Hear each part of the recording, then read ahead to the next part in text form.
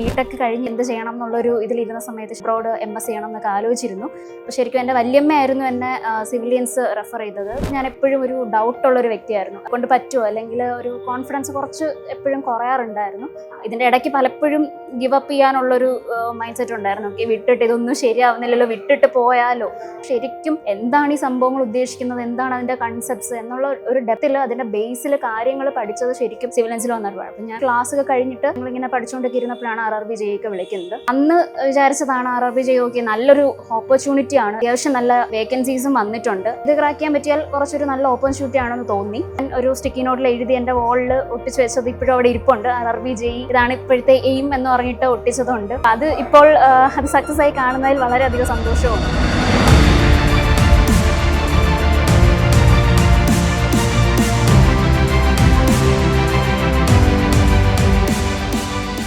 വിസ്മയ, ഞാൻ government engineering college Barton ഹില്ലിൽ BTech pass ഔട്ടാണ്.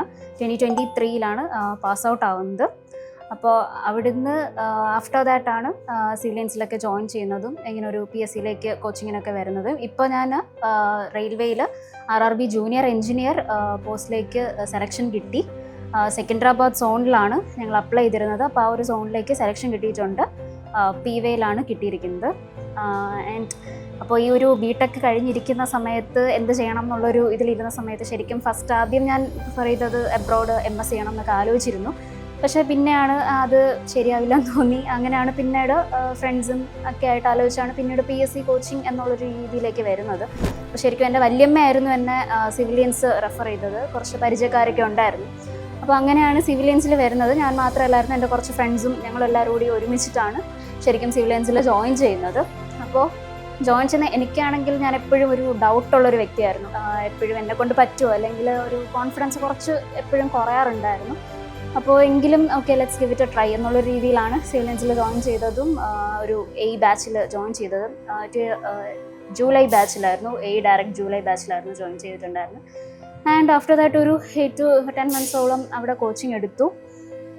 വളരെ നല്ല രീതിയിൽ നമുക്ക് ടെക്നിക്കൽ, നമ്മൾ ആക്ച്വലി ഒരു ബിടെക്കിന് കോളേജിൽ പഠിക്കുന്നത് വെച്ച് നോക്കുമ്പോൾ നമ്മളൊരു എക്സാം പോയിന്റ് ഓഫ് വ്യൂവിൽ ജസ്റ്റ് പഠിച്ച് പോയി, അങ്ങനെയാണ് ഞാനും വന്നത്. മാർക്ക് കിട്ടുന്നു പോകുന്നു, ആ ഒരു ഇതേ ഉണ്ടായിരുന്നുള്ളൂ. പക്ഷേ ശരിക്കും എന്താണ് ഈ സംഭവങ്ങൾ ഉദ്ദേശിക്കുന്നത്, എന്താണ് അതിൻ്റെ കൺസെപ്റ്റ്സ് എന്നുള്ള ഒരു ഡെപ്തിൽ അതിൻ്റെ ബേസിൽ കാര്യങ്ങൾ പഠിച്ചത് ശരിക്കും സിവിലിയൻസിൽ വന്നപ്പോഴാണ്. അപ്പം ഞാൻ വിചാരിച്ചു ഈവൻ ഇഫ് PSC കിട്ടിയില്ലെങ്കിൽ പോലും എനിക്ക് ആ ഡെപ്തിൽ ആ നോളജ് കിട്ടാനെങ്കിലും ഇത് യൂസ്ഫുൾ ആയിരിക്കും എന്നുള്ളൊരു ഉറപ്പുണ്ടായിരുന്നു. ആൻഡ് പിന്നെ എക്സാംസൊക്കെ എഴുതി നമ്മളിങ്ങനെ പോയി. പക്ഷെ ആ ഒരു സമയത്ത് അധികം നോട്ടിഫിക്കേഷൻസ് കാര്യങ്ങൾ അല്ലെങ്കിൽ അങ്ങനത്തെ ഒന്നും വിളിച്ചിട്ടുണ്ടായിരുന്നില്ല. കുറച്ച് കഴിഞ്ഞ് ഞങ്ങൾ ക്ലാസ്സൊക്കെ കഴിഞ്ഞിട്ട് ഇറങ്ങിയ സമയത്താണ് അതിനുശേഷം ഞങ്ങളിങ്ങനെ പഠിച്ചുകൊണ്ടൊക്കെ ഇരുന്നപ്പോഴാണ് RRB JE വിളിക്കുന്നത്. അപ്പോൾ അന്ന് വിചാരിച്ചതാണ് RRB JE നല്ലൊരു ഓപ്പർച്യൂണിറ്റി ആണ്, ശരിക്കും അത്യാവശ്യം നല്ല വേക്കൻസീസും വന്നിട്ടുണ്ട്, അപ്പോൾ ഇത് ക്രാക്ക് ചെയ്യാൻ പറ്റിയാൽ കുറച്ചൊരു നല്ല ഓപ്പർച്യൂണിറ്റി ആണെന്ന് തോന്നി. അന്നാണ് എന്തായാലും ഇതൊന്ന് ട്രൈ ചെയ്യണം, നന്നായിട്ട് ഇതൊന്ന് ട്രൈ ചെയ്യണം എന്ന് വിചാരിച്ചത്. എനിക്ക് ഓർമ്മയുണ്ട്, ഞാൻ ഒരു സ്റ്റിക്കി നോട്ടിൽ എഴുതി എൻ്റെ വാളിൽ ഒട്ടിച്ച് വെച്ചത് ഇപ്പോഴും അവിടെ ഇരിപ്പുണ്ട്. RRB JE ഇതാണ് ഇപ്പോഴത്തെ എയിം എന്ന് പറഞ്ഞിട്ട് ഒട്ടിച്ചതുണ്ട്.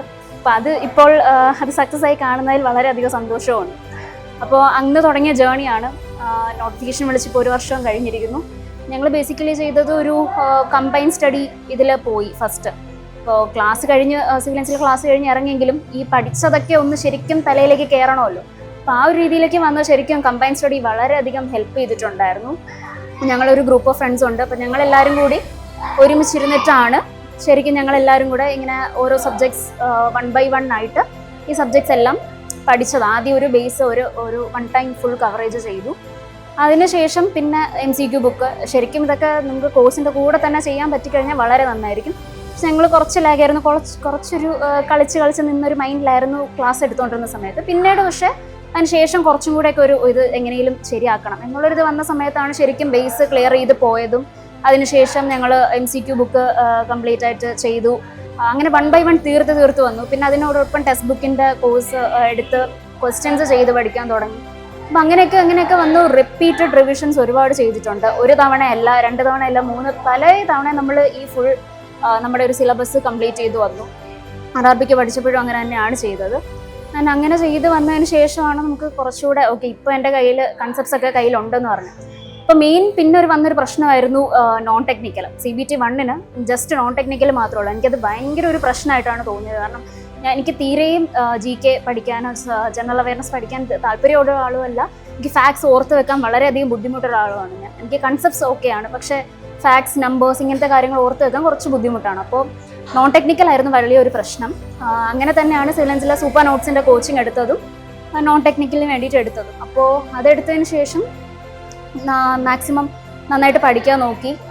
ആപ്റ്റിറ്റ്യൂഡും റീസണിങ്ങും പിന്നെ ബെറ്റർ ആയിരുന്നു. എന്നാലും ബാക്കിയുള്ളവരെ എനിക്ക് നല്ല പേടിയുണ്ടായിരുന്നു. ബാക്കിയുള്ളവരൊക്കെ കാണുമ്പോൾ എന്നെക്കാളൊക്കെ നന്നായിട്ട് അവർക്ക് ചെയ്യാൻ പറ്റുന്നുണ്ടോ എന്നുള്ളൊരിത്, എനിക്ക് പറ്റുമോ എന്നുള്ളൊരു ഇതൊക്കെ ഉണ്ടായിരുന്നു. പക്ഷേ പിന്നെ പ്രാക്ടീസ് ഒരുപാട് പ്രാക്ടീസ് എൻ്റെ ഫ്രണ്ട്സ് അതിന് ഒരുപാട് ഹെൽപ്പ് ചെയ്തിട്ടുണ്ട്.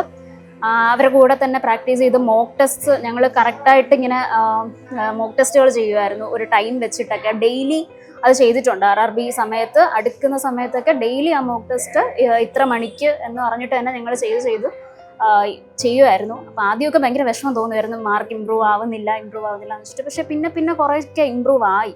അപ്പോൾ ആ ഒരു ഇതിൽ നോൺ ടെക്നിക്കൽ ബാക്കി സബ്ജക്ട്സ് ആയാലും ആപ്റ്റിറ്റ്യൂഡ് ആയാലും റീസണിങ് ആയാലും എല്ലാം പഠിക്കാൻ സൂപ്പർ നോട്ട്സിൻ്റെ ക്ലാസ്സസ് ഒരുപാട് ഹെൽപ്ഫുൾ ആയിട്ടുണ്ട്. അങ്ങനെ ഫൈനലി CBT 1 ക്രാക്ക് ചെയ്തു. അപ്പം സന്തോഷമായി. CBT 2 വരുമ്പോഴത്തേക്കും ഓക്കെ, ഇനിയുള്ളൊരു പേടി ഇതുള്ളൂ, ടെക്നിക്കലാണ്, വലിയ പ്രശ്നം ഇല്ല, നമുക്ക് ഏകദേശം കാര്യങ്ങൾ അറിയാം. പക്ഷേ ഒരു ടച്ച് വിട്ടിരിക്കുന്ന ഒരു പ്രശ്നം മാത്രമേ ഉണ്ടായിരുന്നുള്ളൂ. CBT 1 പഠിച്ച സമയത്ത് കൂടെ പഠിക്കണം എന്ന് വിചാരിച്ചെങ്കിലും നടന്നില്ല. പക്ഷെ പിന്നീട് ശരിയാക്കി. വീണ്ടും CBT 2 വേണ്ടിയിട്ട് നന്നായിട്ട് മാക്സിമം നോക്കി പ്രിപ്പയർ ചെയ്തു. ടെക്നിക്കൽ വീണ്ടും പൊടി തട്ടിയെടുത്തു, ക്വസ്റ്റ്യൻസ് ചെയ്ത് പഠിച്ചു, മോക്ക് ടെസ്റ്റുകൾ ചെയ്തു. അങ്ങനെയൊക്കെ വളരെയധികം ഹാർഡ് വർക്ക് ചെയ്ത് അത് ഇരുന്നാണ് നമ്മൾ ആ CBT 2 എത്തിയതും അത് എഴുതി ക്രാക്ക് ചെയ്തതും. എഴുതിയ സമയത്ത് അത്രയ്ക്കൊരു അപ്പോഴും എനിക്കൊരു കോൺഫിഡൻസ് ഇല്ലായിരുന്നു, ഇത് കിട്ടുമോ എന്നൊരു പേടി എപ്പോഴും ഉണ്ടായിരുന്നു. പക്ഷേ റിസൾട്ട് വന്ന ദിവസം അത് കിട്ടിയപ്പോൾ വളരെയധികം സന്തോഷം തോന്നിയ ഒരു ദിവസമായിരുന്നു അത്. വീട്ടിലായാലും എല്ലാവർക്കും വളരെയധികം ഹാപ്പി ആയിട്ടുള്ളൊരു ഡേ ആയിരുന്നു അത് കിട്ടി എന്നുള്ളത്. അപ്പോൾ അന്നാണ് ശരിക്കും ഇത്രയും ഏകദേശം ഒരു വർഷത്തിൽ കൂടുതലായിട്ട് നമ്മൾ പ്രിപ്പയർ ചെയ്തുകൊണ്ടിരിക്കുകയാണ്. അപ്പോൾ ഇതിൻ്റെ ഇടയ്ക്ക് പലപ്പോഴും ഗിവ് അപ്പ് ചെയ്യാനുള്ളൊരു മൈൻഡ് സെറ്റ് ഉണ്ടായിരുന്നു. ഓക്കെ, വിട്ടിട്ട് ഇതൊന്നും ശരിയാവുന്നില്ലല്ലോ, വിട്ടിട്ട് പോയാലോ, പ്രൈവറ്റ് ജോബ്സിലേക്ക് പോയാലോ, അങ്ങനെ പല കാര്യങ്ങളും ആലോചിച്ചു. ശരിക്കും അപ്ലൈ ഇതുവരെ തുടങ്ങി. ഇടയ്ക്കൊരു ദിവസം ഇങ്ങനെ ഒന്നും ഒന്നും ശരിയാവുന്നില്ല എന്നൊക്കെ വെച്ചിരുന്ന് കരഞ്ഞു വിളിച്ചൊക്കെ ഇരുന്ന് 2 ദിവസം. അപ്പോൾ അന്ന് എനിക്ക് ഓർമ്മയുണ്ട്, എൻ്റെ കസിനൊക്കെ എന്നെ കുറേ സമാധാനിപ്പിച്ചിട്ടുണ്ട്. ഇറ്റ്സ് ഓക്കെ, നമുക്ക് ഇത് ഇല്ലെങ്കിൽ വേറെ കുഴപ്പമില്ല, PSC doesn't work for every one, നമുക്ക് വേറെ നോക്കാം. അപ്പം ഞാൻ കൈൻഡ് ഓഫ് എൻ്റെ മൈൻഡിനെ തന്നെ റെഡി ആക്കി നോക്കുക, this is in for me, ഞാൻ വേറെ നോക്കാം.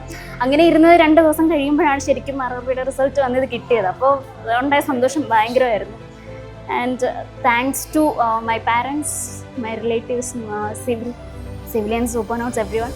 അപ്പോൾ ഇങ്ങനെ ഒരു അവസരത്തിൽ ഇങ്ങനെ എത്തിപ്പെടാൻ പറ്റിയതിൽ വളരെയധികം സന്തോഷമുണ്ട്. Start your preparations for engineering competitive exams from top educators. Learn from the best.